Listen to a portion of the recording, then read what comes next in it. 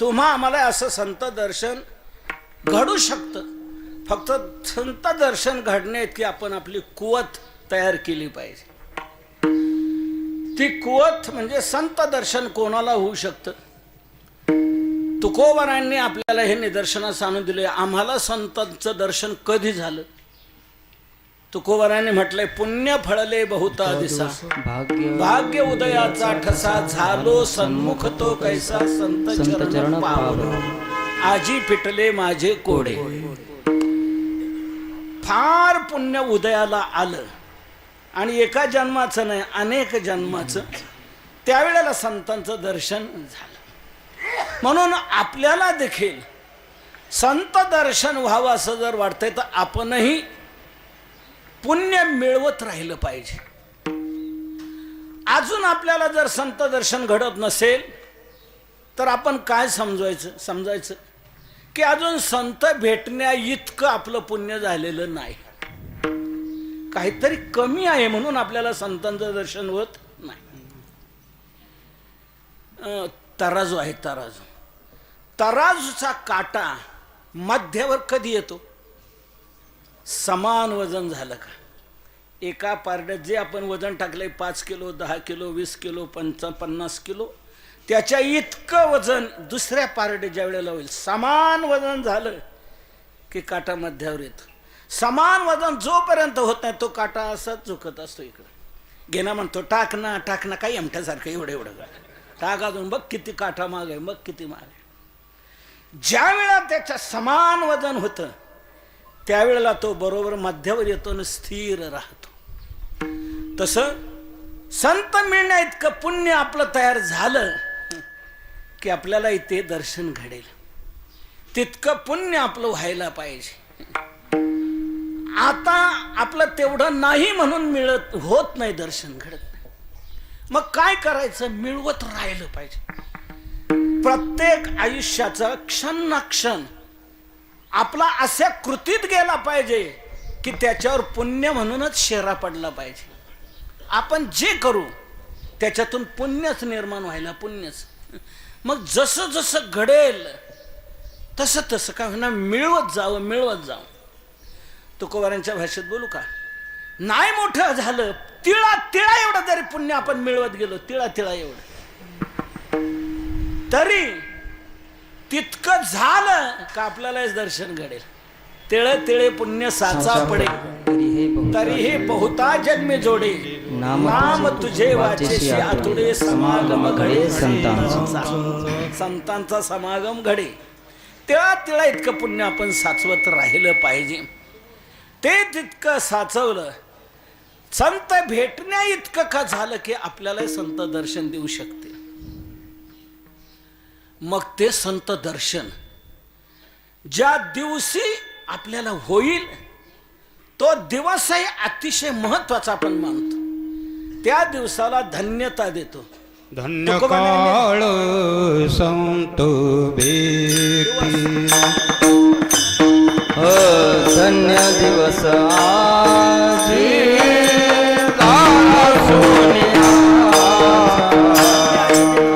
धन्य दिवस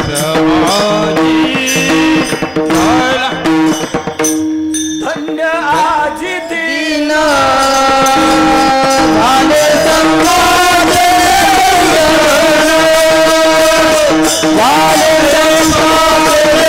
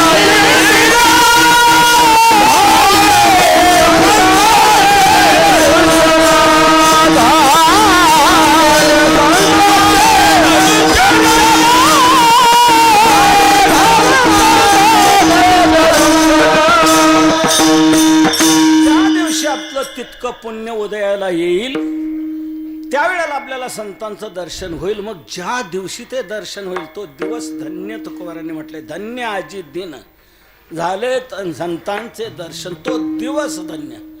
नव्हे त्याच्या पुढे आणखी म्हटले त्याही दिवसात ज्या काळात भेट होईल. धन्य काळ धन्य काळ संत भेटी पायी मिठी पडवितो, पायी मिठी पडवितो, पायी मिठी पडवितो. धन्य काळ संत भेटी पायी मिठी पडवितो, पायी मिठी पडवितो, पायी मिठी पडवितो. धन्य काळ संत भेटी पायी मिठी पडली तो, पायी मिठी पडली तो, पायी मिठी पडली तो.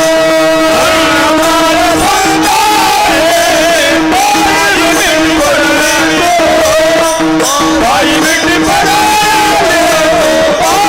मिठी धन्य काळ संत भेटी, त्या दिवसात ज्या काळात भेट होईल तो काळे धन्य, तो दिवस धन्य. बुधवारी दर्शन झालं, बुधवार धन्य. बुधवारी कोणत्या काळात? सकाळी, एक प्रातःकाळ, माध्यान्ह काळ आणि सायंकाळ, हे 3 काळ आहे.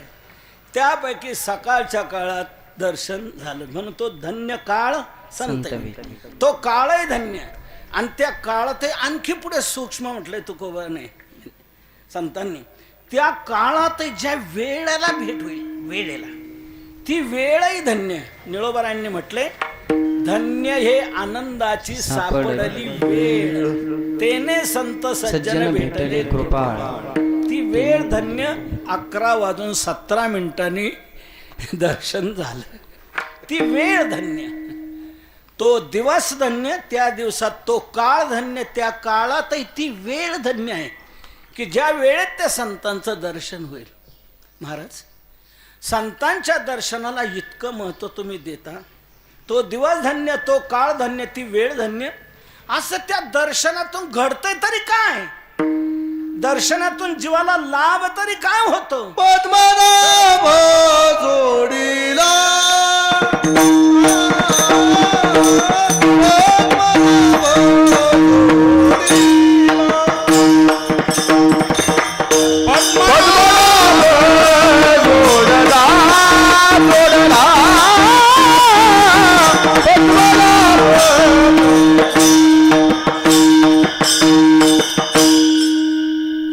दर्शनाचं इतकं तुम्ही महत्व सांगता. तो दिवस धन्य, तो काळ धन्य, ती वेळ धन्य.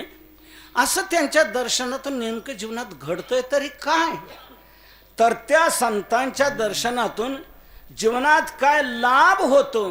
तो लाभ अनिष्ट निवृत्तीपूर्वक इष्ट प्राप्तीच्या रूपाने जगद्गुरु तुकोबाराय आज आपण सेवेकरता घेतलेल्या अभंगाच्या शेवटच्या तुका म्हणे जाती तुका म्हणे जाती, तुका म्हणे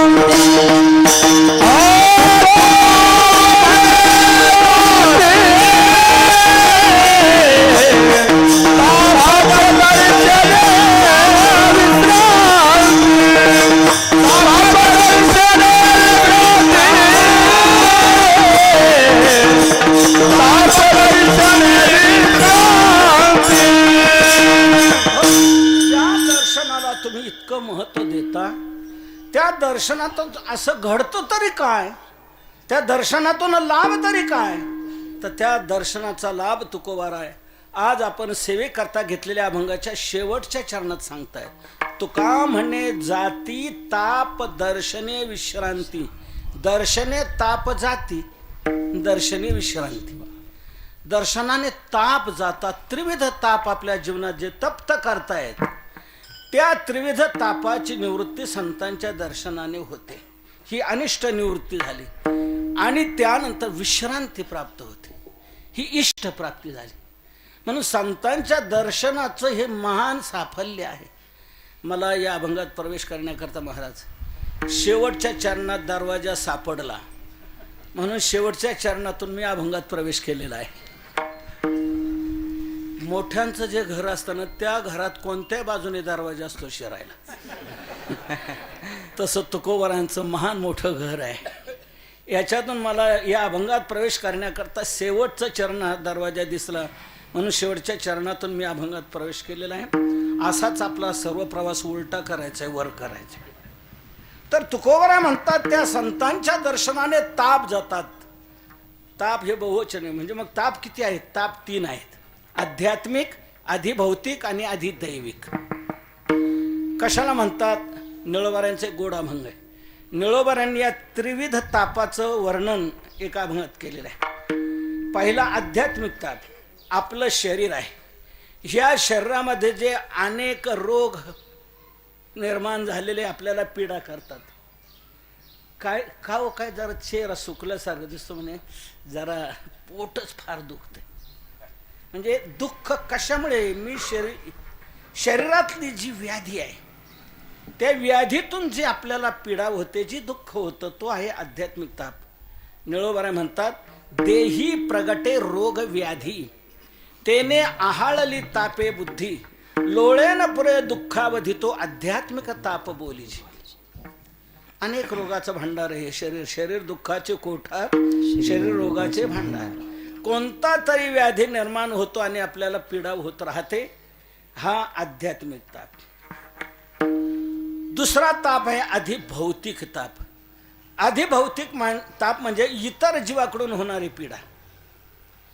पहिली शारीरिक पीडा हा आध्यात्मिक ताप, दुसऱ्या जीवाकडून होणारी पीडा हा अधिभौतिक ताप. निळोबारा म्हणतात भूती उपद्रव दिधला, ताडीला अथवा निस्तेजीला, तेने चित्ती दाहो जहाला, अधिभौतिक बोलीला तो ताप. इतर जीवाकडून होणारी पीडा हा अधिभौतिक ताप आहे. काही माणसं म्हणतात कसं काय नाही, आपली तब्येत ठणठणीत, आपल्याला अजिबात त्रास काय नाही. काय भातात कोवळे कोवळे दगड जरी आले तरी आपण काढून टाकायच्या भानगडीत पडत नाही, तसंच ढकलून देतो तरी काही होत नाही. दिवसभर खायला सांगा कधी पण आपली माघार नाही म्हणतो, आणि दिवसभर नाही मिळालं तरी काही तक्रार नाही. असं शरीराची आपली काहीच तक्रार नाही, तब्येत ठणठणी सर्व आहे. बरं बस सुखी अहो, कसलं सुखी काय, शारीरिक पीडा काहीच नाही, शरीराचा आपल्याला त्रास काहीच नाही. मग आहे कसला? शेजारीच असे नादान मिळालेत की उठल्यापासून भांडण, काकड आरती ते शेजारती, दिवसभर भांडणच भांडण. कशावरून भांडण नाही असं नाही, केरावरून भांडण, झाडण्यावरून भांडण, पाण्यावरून भांडण, इकडं पाहिलंच का म्हणून भांडण. भांडणाला काही विशेष असं कारण लागतं असं काय नाही, सारखी पीडा. नको नको झालं असं वाटतंय, कुठून नाव दसा सुचलं इथं घर घेतलं म्हणतो. म्हणजे याला जो त्रास आहे हा कोणता? इतर जीवापासून होणार आहे. शारीरिक त्रास काही नाही, पण त्याला इतर जीवापासून होणार, याला म्हणायचं अधिभौतिक ताप, दुसऱ्या जीवांपासून होणारी पीडा. आणि तिसरा ताप आहे तो अधिदैविक ताप आहे, म्हणजे देवतादिकांपासून होणारी पीडा, हा दैविक ताप. निळोबाराय म्हणतात दैवे अतिवृष्टी का अनावृष्टी, राजके लुटिले झाला कष्टी, आगीने जळता नावरे संकटी, तो अधिदैव ताप बोलीजे. देवतादिकांपासून होणारी पीडा हा अधिदैविक ताप. पाऊसच नाही. काही ठिकाणी पेरणी नाही, काही ठिकाणी पेरणी झाली पण आता जळून जायला लागले. आणि कुठे अतिवृष्टी करून काहीच हातात येत नाही. कधी अनावृष्टी तर कधी अतिवृष्टी, म्हणजे देवतादिकांपासून होणारी पीडा हा अधिदैविक ताप. कधी भूकंप होणं, भूकंपात सर्व गडप होणं हा अधिदैविक ताप आहे. कधी आग लागून आगीत भस्मसात होणं हा अधिदैविक ताप आहे. कधी अतिवृष्टी होऊन महापुरात सर्व वाहून म्हणजे हा अधिदैविक ताप आहे. आध्यात्मिक, अधिभौतिक आणि अधिदैविक या त्रिविध तापातच आपण खूप गांजलेलो आहोत. ज्ञानोबाराने तर या त्रिविध तापाला ओनवा म्हटलंय की नाही. तापत्रय अग्नीचा लागला ओनावा, मोठा ओनवा आहे. हे त्रिविध ताप जे आपल्याला तप्त करतात, तुकोबारा म्हणतात संतांचं दर्शन होत नाही तोपर्यंत हे ताप आपल्याला पीडा देणार. पण संतांचं दर्शन झालं का संतांच्या दर्शनात या त्रिविध तापाची निवृत्ती होणार. कोणताच ताप तुम्हाला ताप देऊ शकणार नाही. कोणत्याही तापाचा तुम्हाला ताप होणार नाही. संतांच्या दर्शनात त्रिविध तापाची निवृत्ती होऊन जाते. नाथ महाराज म्हणतात त्रिविध तापाची झाली बोळवण, त्रिविध तापाची झाली बोळवण, त्रिविध तापाची झाली बोळवण, त्रिविध तापाची झाली बोळवण,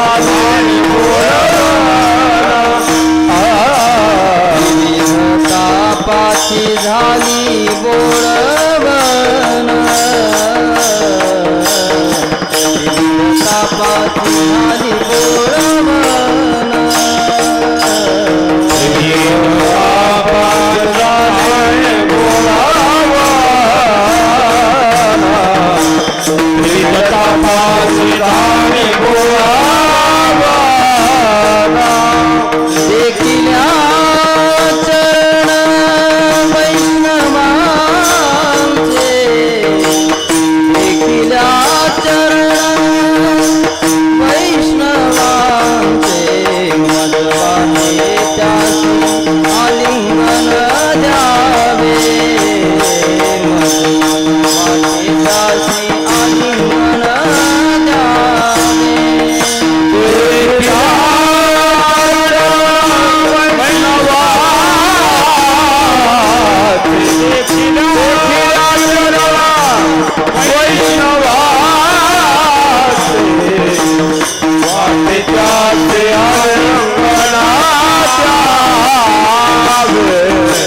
मदवाने त्यासी आलिंगन द्यावे.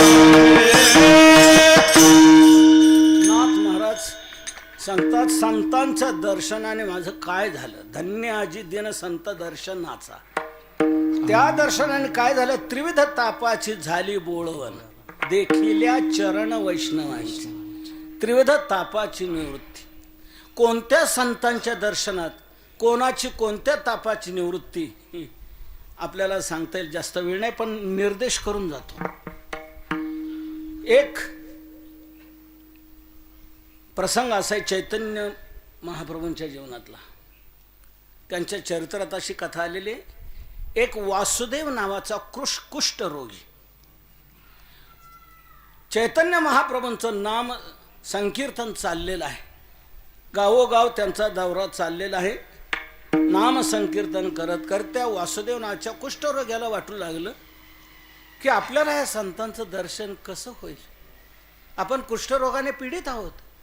बाजूला आपल्याला गावातून टाकलेलं आहे, बाहेर आहे. त्या संतांचं दर्शन मला कधी होईल. पण हीच त्यांची अंतःकरणातली भावना चैतन्य महाप्रभूंच्या अंतःकरणात पोहोचली. चैतन्य महाराजांनी आपला दौरा वळवला आणि तो ज्या दिशेला वळत राहत होता तिकडे त्या रस्त्याला लागले. तो नामध्वनी कानावर आल्यावर त्याला खूप आनंद झाला. जातायत तो सरकत सरकत सरकत रस्त्यापर्यंत आला. त्याने असं भूमीवर मस्तक ठेवलं धन्य माझा दिवस आज धन्य आहे. गौरांग महाप्रभू धावत त्याच्या जवळ आले आणि वासुदेवा रे उठ, मला आलिंगन दे. तो वासुदेव नावाचा कुष्ठरोगी म्हणला, मला कुष्ठरोग आहे, रक्तपू माझ्या अंगातून वाहत आहे, अतिशय अपवित्र असं माझं शरीर आहे, तुमच्या पवित्र शरीराचा मला स्पर्श, माझ्या अपवित्र शरीराचा तुम्हाला स्पर्श व्हायला नको. माझं भाग्य धन्य आपलं दर्शन दिलं. अरे कसला रोगाचा अभिमान धरतो, कसला रे तुला कुष्ठरोग, उठ बघ. त्याने असं ओढ तोंड करून पाहिलं. गौरांग महाप्रभू, चैतन्य महाप्रभू असं वर तोंड करून पाहिलं आणि मग कुठे तुला रे रोग बघ.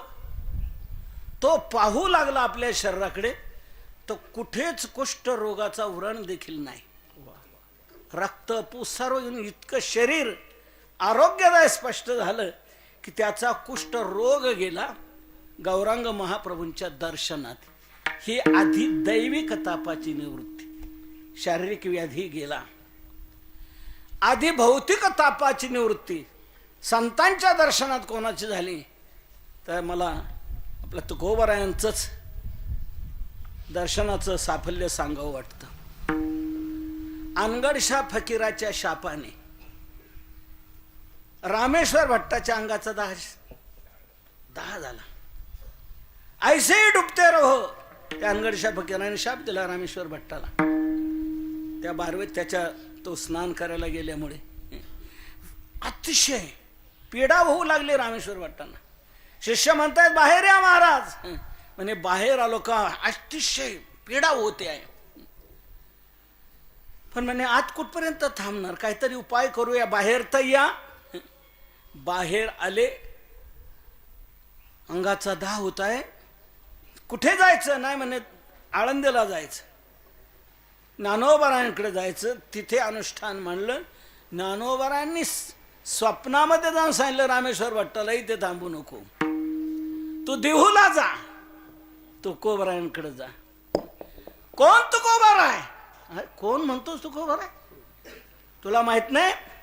तुकोबाराय सामान्य समजू नको, ते सर्वात श्रेष्ठ आहेत, सर्वात थोर आहे. मला ते प्रिय आहे. माझ्या नामदेवरायांचा ते अवतार आहे. तुका सर्वात श्रेष्ठ प्रियामा थोर काजो अवतार नाम याचा. मी त्यांच्याकडे तुला जायला सांगतोय. तुझ्याकडून त्यांचा अपराध घडलाय, त्यांची तुझं काही घडली रे निंदा, म्हणून या बाधा जडली तुझं, म्हणून तिकडे जा. अरे दर्शनेची तुझ्या दोषा परिहार स्वप्नी सविस्तर सांगितले.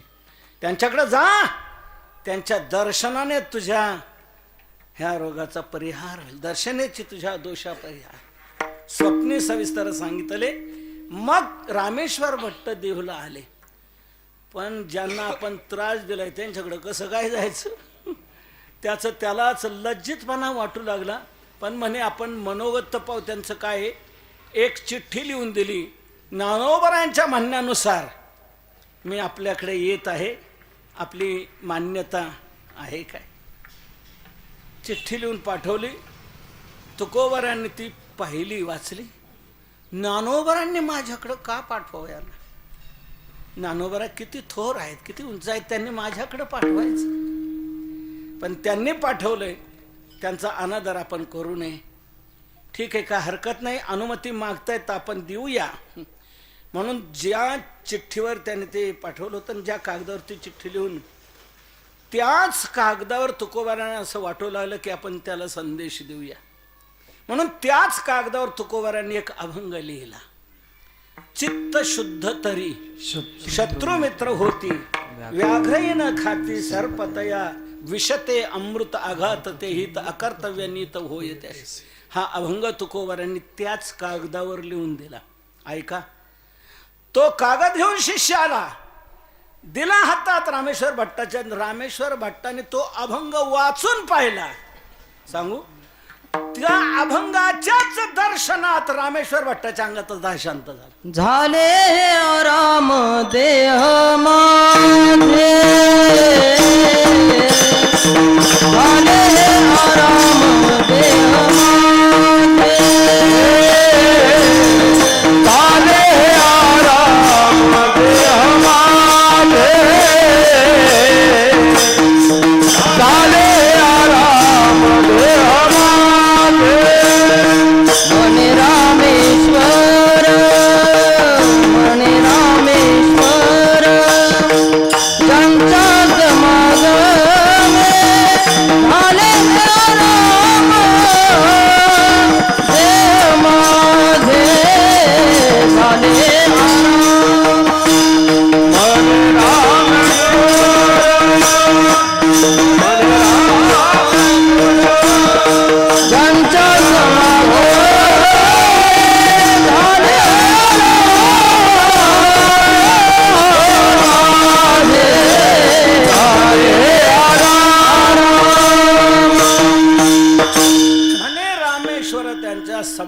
झाले हे आराम देह माझे. त्यांचा समागम म्हणजे त्यांच्या अक्षराचा अभंगाचा समागम झाला. रामेश्वर अभंग नुसता एक पाहण्यात आला. त्या अभंगाच्या दर्शनात रामेश्वर भट्टाच्या अंगाचा दाह शांत झाला. कशामुळे होत होता? अनगडशाह फकीराच्या शापाने, म्हणजे दुसऱ्या जीवापासून होणारी पीडा. अनगडशाह फकीरापासून होत होती पीडा रामेश्वर भट्टाला, आणि तोच रामेश्वर भट्टाच्या अंगाचा दाह त्यांच्या अभंगाच्या दर्शनात झाला. मग त्यांचं दर्शन झाल्यावर काय होणार नाही? त्यांच्या एका अभंगाच्या दर्शनात जर दाह शांत होतो आहे, ही आधी भौतिक तापाची निवृत्ती संतांच्या दर्शनात, आणि आधी दैविक तापाची निवृत्ती म्हणजे देवतादिकांपासून होणारी पीडा. तर महाभारतामध्ये एक प्रसंग आहे, मोठा लांबलचक आहे, तो मला सांगायचा नाही. सुधन्वाच्या दर्शनामध्ये शंख आणि लिखित यांच्या अंगाला कुठली बाधा होऊ शकली नाही. उकळत्या तापलेल्या तेलाच्या कढईत त्यांना टाकण्यात आलं. उकळतं तेल, अग्नीने तप्त झालेलं तेल. पण सुधन्वा थोर भक्ताच्या दर्शनात ते तेल त्याला काही बाधा करू शकलं नाही, चंदनासारखं शीतल झालं. ही आधी दैविक तापाची निवृत्ती. म्हणून संतांच्या दर्शनात त्रिविध ताप जातात. ताप गेला, ही अनिष्ट निवृत्ती झाली. पुढं काय? तुकोबरांतात इष्ट प्राप्ती होते, जीवाला विश्रांती मिळते. ताप दर्शने विश्रांती. संतांच्या दर्शनात जीवाला विश्रांतीही मिळते. जीवाला विश्रांती मिळेल यात काय नवल? देवाला देखील विश्रांती मिळण्याचं ठिकाण म्हणजे संत आहे. नामा म्हणे देवा चला तया छाया. नामा म्हणे देवा चला तया छाया. नामा म्हणे देवा चला तया छाया. नामा म्हणे देवा चला तया छाया. विश्रांती घ्यावया कल्पवरी. विश्रांती घ्यावया कल्पवरी. 84 सिद्धांता चित्तवेदी मेरा. 84 सिद्धांता चित्तवेदी मेरा. विश्रांती घ्यावया कल्पवरी. विश्रांती घ्यावया कल्पवरी. 84 सिद्धांता चित्तवेदी मेरा. 84 सिद्धांता चित्तवेदी मेरा. विश्रांती मिळण्याचं ठिकाण संत आहे. तुम्हा जीवांनाच नाही, देवाला देखील विश्रांती मिळण्याचं ठिकाण म्हणजे संत आहेत. देव नामदेवरांना म्हणाले, नामदेवा अरे ह्या पुंडलिकाने केव्हाचं मला उभं केलं इथे, मला विश्रांतीची आवश्यकता वाटते. कुठे मिळेल रे विश्रांती नामदेवा? नामदेवरा म्हणतात चाल महाबळेश्वरला. महाबळेश्वर नाही सांगितलं, पाचगणी नाही सांगितलं, आळंदीला चला, संतांकडे चला. नामा म्हणे देवा चला तया ठाया. विश्रांती घ्यावया कल्पवरी. तिथे विश्रांती मिळते. संतांना देवालाही विश्रांती मिळण्याचं ठिकाण संत आहे. विश्रांतीचे स्थान संतांचे माहेर ते या भूमीवर अलंकापूर. इथे विश्रांती, देवालाही विश्रांती मिळण्याचं ठिकाण संत आहे. म्हणून तुकोबारा म्हणतात तुम्हाला हिंडायची फार सवय. कोणाला कुठं सारखं काय माणसाच्या पायाला भोवराचा असतो, जागी थांबत नाही, सारखे इकडं तिकडं तिकडे. तुकोबारा म्हणतात हिंड, जायचं तर जा, पण अशा ठिकाणी जा की संतांचं वास्तव्य जिथं असेल तिथे जा. जाशी तरी जाई संतांची या गावात. तिथं जाऊन काय होईल? अरे होईल विसावा. तिथे विसावा मिळेल. तिथे विसावा मिळेल त्यांच्या गावात. तिथे विश्रांती. पण मला कोणी एक जण म्हणला, मला हालचाल करायला सांगितली नाही डॉक्टरने, प्रवास करायचा नाही, आणि मला तर विश्रांतीची गरज आहे. मग मला काय मार्ग? तुकोबा म्हणतो, तुला मार्ग आहे. तुला जाता येत नाही ना, नको जाऊ. तू जिथं आहे तिथेच थांब. फक्त संतांच्या चरणी भाव ठेव. विश्रांतीचा ठाव पायी संताची पायी संताची भाव पायी संताची भाव. विश्रांतीचा ठाव पायी संताची पायी संताची भाव पायी संताची विश्रांतीचा ठाव पायी संताची भाव पायी संताची भाव पायी संताची विश्रांतीचा ठाव पायी संताची पायी संताची भाव पायी संताची नाही तुला जाता नको जाऊ कुठं. नुसता भाव ठेव संतांच्या चरणी. संतांच्या चरणी नुसता भाव जरी ठेवला तरी तो भाव म्हणजे विश्रांतीचं ठिकाण आहे. विश्रांतीचा ठाव पायी संतांची भाव. संतांची पायी भाव विश्रांतीचा ठाव. ते विश्रांतीच्या ठिकाणी नुसता भाव जरी ठेवला संतांच्या चरणी तर त्यातून विश्रांती प्राप्त होईल. म्हणून तुका म्हणे जाती ताप दर्शने विश्रांती. का हो तुकोबा? दर्शनाने ताप जातात आणि विश्रांती मिळेल. दर्शन म्हणजे कुठलं दर्शन? शरीराचंच ना. हो, शरीराच्या दर्शनात. त्या संतांच्या शरीराच्या दर्शनात त्रिविध ताप जातात आणि विश्रांती मिळते. मग शरीराच्या दर्शनाने ताप जात असतील आणि विश्रांती मिळत असेल तर त्यांनाही शरीर, तसंच आम्हालाही शरीर आहे ना. त्यांनाही हातपाय नाक कान डोळे आहेत, आम्हालाही हातपाय नाक कान डोळे आहेत. आम्हालाही तसंच शरीर आहे. उलट त्यांच्यापेक्षा तर आमचा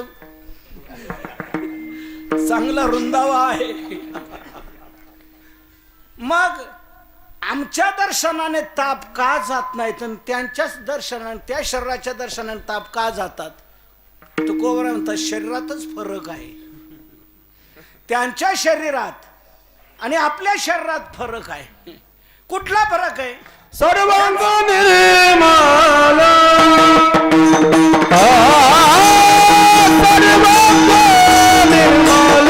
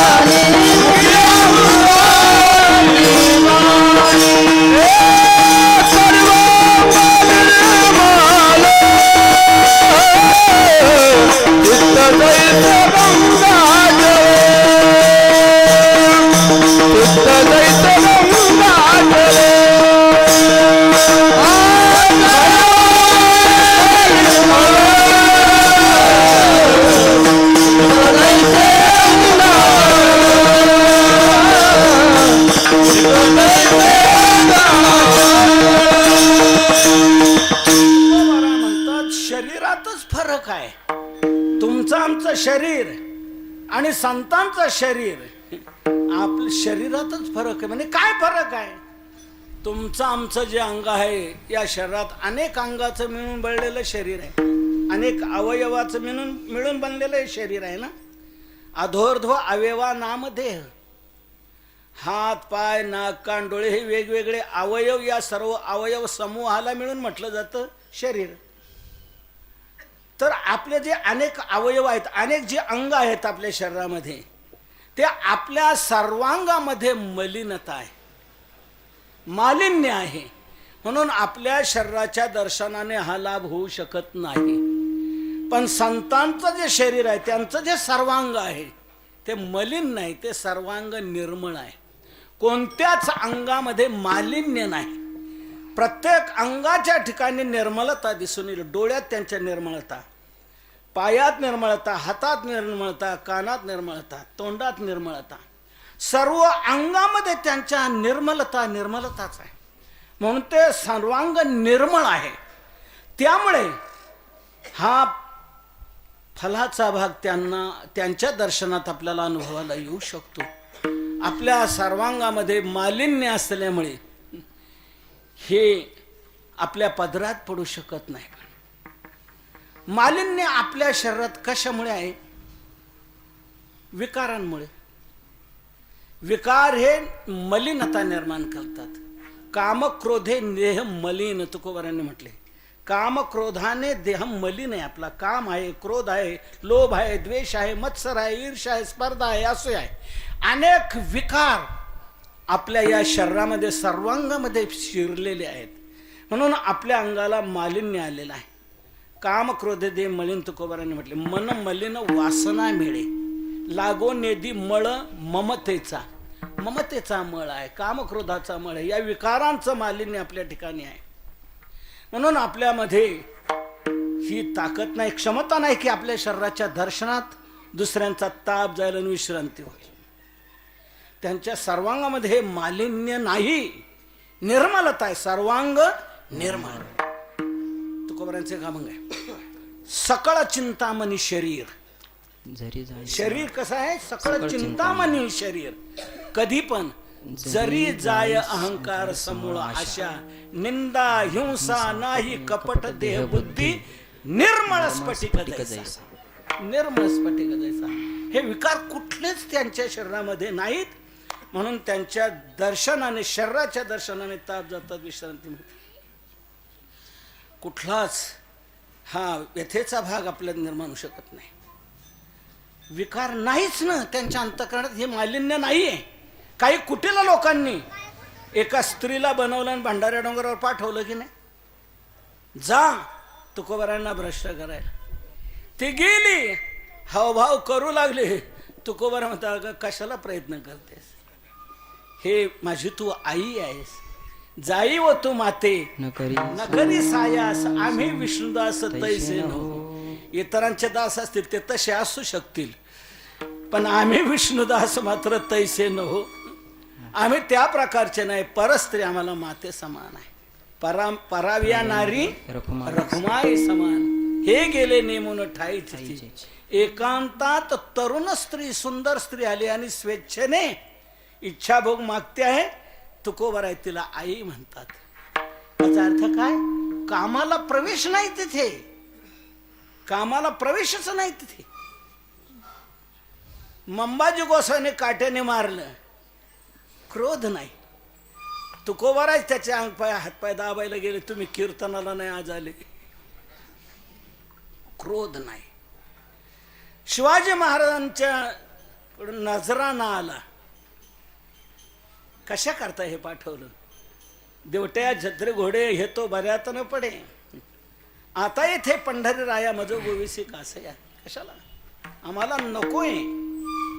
आम्ही हे मृत्तिके समान मानतो, गोमांसा समान मानतो आहे सर्व. म्हणजे लोभ नाही, काम नाही, क्रोध नाही, लोभ नाही, कुठलाच विकार कोणत्याच अंगात शरीरात नसल्यामुळे त्या शरीराला निर्मळता, त्यांच्या दर्शनात ताप जातात आणि विश्रांती मिळते. चित्त, तुकोबार म्हणतात, चित्ताच्या बाबतीत बोलूच नका. चित्त जसं गंगाजल, चित्त जैसे गंगाजल. गंगाजल जसं पवित्र आहे तसं चित्त ते पवित्र आहे, म्हणून त्यांच्या दर्शनाने ताप जातात, विश्रांती प्राप्त होते. महाराज, काम क्रोध लोभ हे विकार नाही, म्हणून त्यांच्या अंगाला निर्मलता आहे म्हणता. पण असे संत आम्हाला कसे काय कळणार हो, कसे काय समजले जाणार? काम नाही, क्रोध नाही, लोभ नाही, कळायला काय मार्ग? हे समोरून आले हभप, हे क्रोध रहित आहेत, काम रहित आहे, असं कळायला काय इंडिकेटर लागतं का कपाळावर?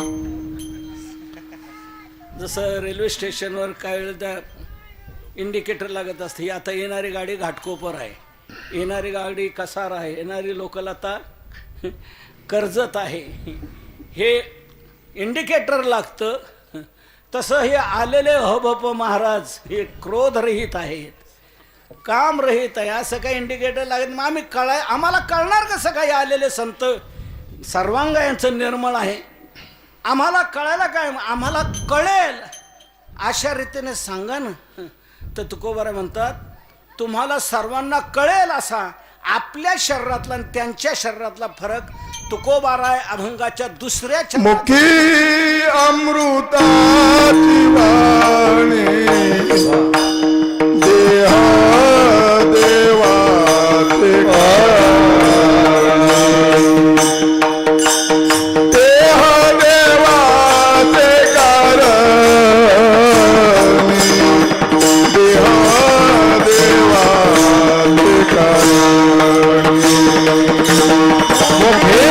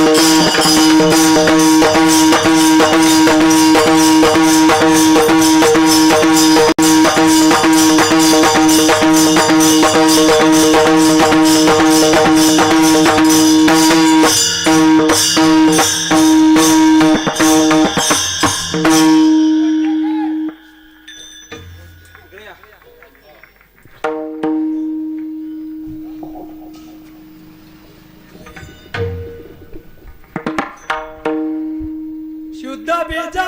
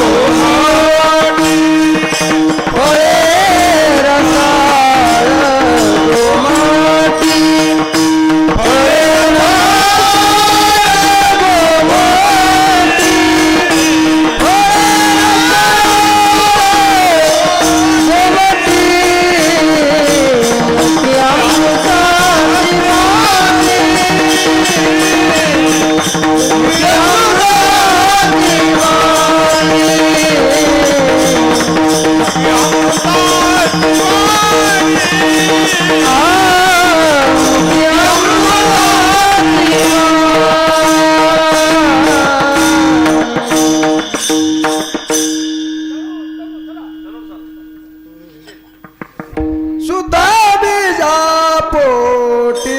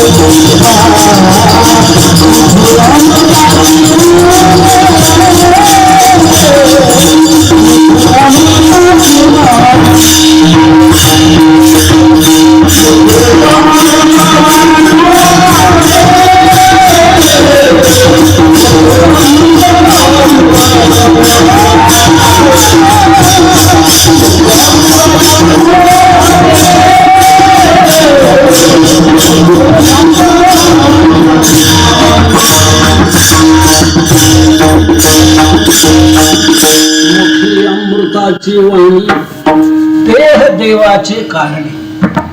हा काम रहित आहे, क्रोध रहित आहे, लोभ रहित आहे, हे समजून येऊ शकत नाही आपल्याला समोर.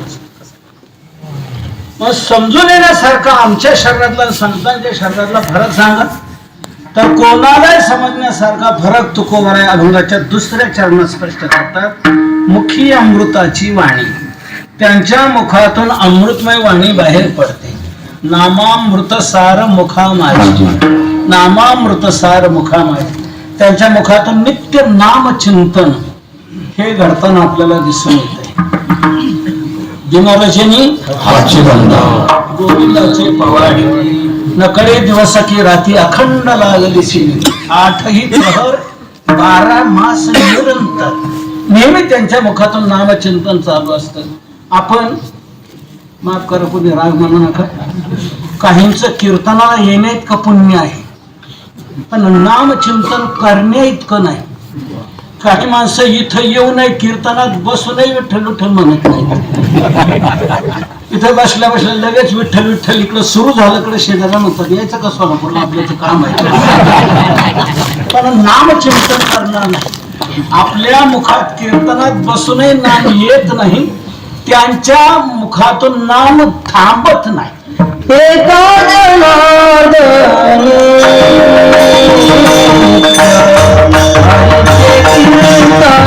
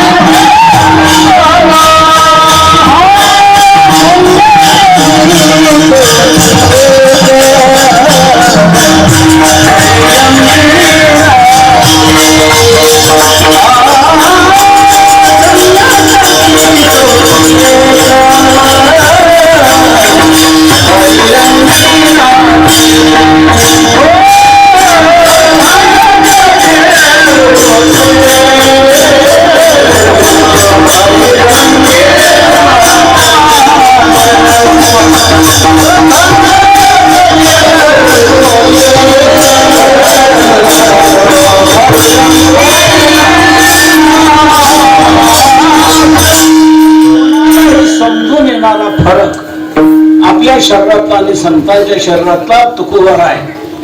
या दुसऱ्या चरणात सांगतात मुखी अमृताची वाणी. त्यांच्या मुखातून अमृतमय वाणी बाहेर पडते. एका जनार्दनी नित्य हरीचे कीर्तन नित्य. माझी मज झाली अनावर वाचा चंद्रमाचा घेतला जिवे झाला चळ नेघे अवसान ते नेघे नेघे नेघे माझी वाचा विसाप. सातत्याने त्यांच्या मुखातून नामचिंतन होत राहते. हा फरक समजून येण्यासारखा आहे की नाही? त्यांच्या शरीरातला आणि आपल्या शरीरातला हा समजून येण्यासारखा फरक आहे. आपण नामचिंतन इतकं कधी घेत नाही, पण त्यांचं मात्र नामचिंतन नित्य चालू राहतं. म्हणून त्यांचं शरीर हे पवित्र झालेलं आहे. पवित्र तो देह आणि पुण्यवंत होते अच्युत सर्व काळ तयाच्या चिंतने तळतील दोषी जळतील राशी पातकाचा. हा शरीरातला फरक हा कोणाला समजून यासारखा दुसऱ्या चरणात सांगितलंय. मुखी अमृताची वाणी 3 प्रकारचं सांगता येईल. मुखी अमृताची वाणी म्हणजे एक म्हणजे त्यांच्या मुखातून कधी अपशब्द निघत नाही. तैसे साच आणि मवाळ मितले आणि रसाळ शब्द जैसे कल्लोळ अमृताचे. वाईट शब्द त्यांच्या मुखातून निघत नाही. हे पहिलं मुखी अमृताची वाणी. दुसरं मुखी अमृताची वाणी म्हणजे ते नित्य नामचिंतन करत असतात. नामामृत सार मुखा माझी अमृता गोड नाम तुझे. अमृत राहिले लाजोनी माघारे येणे रसे थोरे ब्रह्मानंदे. हे नामामृत त्यांच्या मुखातून निघतं. हे दुसरं मुखी अमृताची वाणी. आणि तिसऱ्या अमृताची वाणी म्हणजे आजीचे हे मज तुम्ही कृपादान दिले संत जन माय बापे आली मुखा वाटे अमृत वचने उत्तीर्णता येणे बोधामृत ज्ञानामृत हे त्यांच्या मुखातून बाहेर पडतं. असं 3 प्रकारे मुखी अमृताची वाणी ही त्यांच्या शरीरातल्या आपल्या शरीरातला हा फरक दिसून येतो. तुकोबार म्हणतात. आता एक तुम्हाला कुठपर्यंत सांगत बसू. एकच सांगतो शेवटी फरक. देह देवाचे कारणे. त्यांचा देह देवाचे कारणे. आपला देह कोणाचे कारणे? ज्याचा त्याने विचारात घ्यावा. आपला देह आपण कोणाचे कारणे लावतो? काहींचा देह लावालावी करण्याचे कारण महत्वाची नाही. याचं त्याला वाईट पाहायचं, त्याचं याला वाईट सांगायचं, याचं दोघांचं अंतर पाडायचं, दोघांना एक बिघडून टाकायचं, म्हणजे यांना ब्रह्मानंद होतो. असा देह त्यांचा लावालावी करण्याचे कारण. कोणाचा देह दारू पिण्याचे कारण, कोणाचा मांस भक्षण करण्याचे कारण. वाईट जीवनात करत राहणं याकरता काहींचा देह वेचला जातो. त्या देहातून चांगलं असं काही घडत नाही. पण संतांचा देह मात्र देवाचे कारण. त्यांचा देह देवाचे कारण. बरणे झाले लागलो कारणी राहिलो तुमचे चरणी. फेडीने संत संगती धुनी गरजाईला गुणी वैखरी नवंचे शरीर सेवेसी काया वाचा आणि मनेसी जागो संतांच्या नरेदासी केला या कारणे त्यांचा देह असतो. देह देवाचे कारण. हा फरक कोणाला समजून येण्यासारखा आहे. म्हणून तुकोबार म्हणतात त्यांच्या शरीराच्या दर्शनामध्ये ताप जातात विश्रांती मिळते. कारण देहच तसा आहे तो. सकळ चिंतामणी शरीर जोरीदा अहंकार अशा. म्हणून त्या संतांच्या शरीराच्या दर्शनात ताप जातात विश्रांती मिळते. महाराज पण हे डोक्यातलं काही जात नाही का? त्यांच्या देहातला आणि आमच्या देहातला फरक नीट लक्षात बसत नाही. आम्ही आई वडिलांच्या संयोगातून त्यांच्या संबंधातून योनीद्वारा आम्ही जन्माला आलो. आमचा जन्म आई वडिलांपासूनच आहे. योनीद्वारा आमचा जन्म आहे आणि तेही काही आकाशातून पडत नाही. आईच्या उदरातूनच जन्माला येतात. आम्ही आईच्या उदरातून जन्माला येतो, तेही आईच्या उदरातून जन्माला येतात. दोघांचं निर्मितीचं ठिकाण, उत्पत्तीचं ठिकाण एकच आहे. मग हा फरक काय आहे? खरं सांगू तिथूनच मुळात फरक आहे. हा जो फरक आहे तुमच्या आमच्या शरीरातला संतांच्या शरीरातला जो फरक आहे तिथूनच मुळातून आहे. मुळातून म्हणजे आपलं जे बीज आहे ना, आपले जे आई वडील आहेत ना, त्या आपल्या आई वडिलांचं जे बीज आहे ना तेच मुळात अशुद्ध आहे. आणि ते अशुद्ध असल्यामुळे अशी ही हानिकारक जन्माला येतात. पण संत महात्मे जे जन्माला आले त्यांच्यात तो फरक काही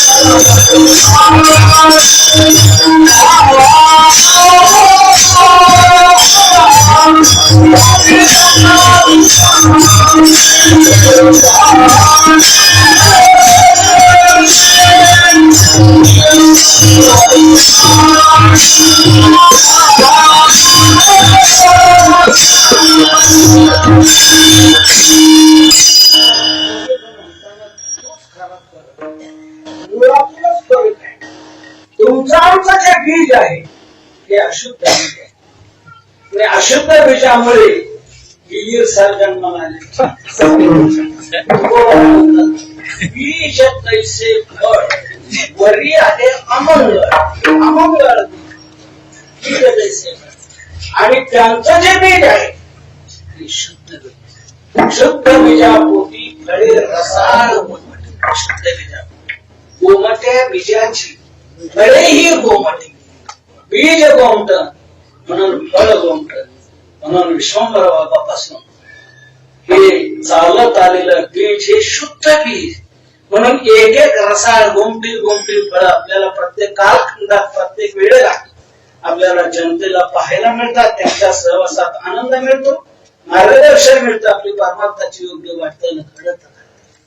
हे गोमट बीज असल्यामुळे हे गोमटी फळ समाजाला चाखायला मिळतात. म्हणून हा फरक मुळातला तिथूनच आहे. तेच बीज शुद्ध आहे. शुद्ध बीजापोटी फळे रसाळ. ज्ञानोबांना समाधी दिली, देव सभा आले. त्यावेळेला निवृत्तीनाथही रडू लागले. मुक्ताबाई सर्व रुक्मिणी माता म्हणते देवाचा समजायला त्या बालकांना शांत करा. किती आक्रोश करतायत. देव समजायला गेले, देवही रडायला लागले. त्यावेळेला रुक्मिणी माता म्हणते देवा तुम्ही का रडता? तेव्हा पुसती होय माता तुम्ही झणे खेद करा चित्ता तरी ज्ञानासारखा काय होता समाधी सगळं तुम्ही रडता. अशा या ज्ञानोबांचं काय महत्व आहे, काय वैशिष्ट्य आहे मला सांगा. त्यावेळेला देव रुक्मिणी मातेला ज्ञानोबरांचा महिमा सांगतायत. देव म्हणतात रुक्मिणी आई हे ज्ञानोबर आहे तसे आहे. देव म्हणती रुक्मिणी हा एकच योग देखील हेच ज्ञान संजीवनी दान त्रैलोक्य धन्य धन्य धरा तरी जो याते दृष्टी निहाळी तो वाहत येईल टाळी वैकुंठ भुवनास. जो करील याची यात्रा तो तारील सकळ गोत्रा सकळही कुळे पवित्रा याची निदर्शनी होती. अलंकापुरी शिवपीठ पूर्वी येथे होते निळकंठ ब्रह्मादिकी तमावर्ष येथे इंद्र येऊन या भूमीशी याग संपादिले हरऋषी शिवराय इंद्र ऋषी पंचकृष्णापासून येथे त्रिवेणी गुप्त असे भैरवापासून भागीरथी वसी पूर्ववटीचे माया दिशेने प्रत्यक्ष दान पार्वती भोवती वनवल्ली वृक्षी येथे देव येऊन होती पक्षी हे नित्य असे साक्षी असती नासती उदकी हे पंढरी होणी सोपे जनाची हरावल्या पापे कळिकाळ कोपल्या कोपे नचल्या रंगापुरस ऐसे सांगता हरिसी प्रेम ओसंडले रुक्मिणीशी म्हणे धन्य धन्य जगाची खुशी ज्ञानदेव जन्मले. रुक्मिणी मातेला संकटी झुकून अगदी कोसळून आला आणि रुक्मिणी मातेच्या मुखातून असे उद्गार निघाले की धन्य आहे ती माता की ज्या मातेच्या खुशीतून ज्ञानोबराय जन्मला. धन्य माता पिता तयाची आपली आईतात वसे लागतात. धन्य माता पिता तयाच्या की त्या खुशीतून ज्ञानोबराय जन्माला आले. ज्ञानेश्वर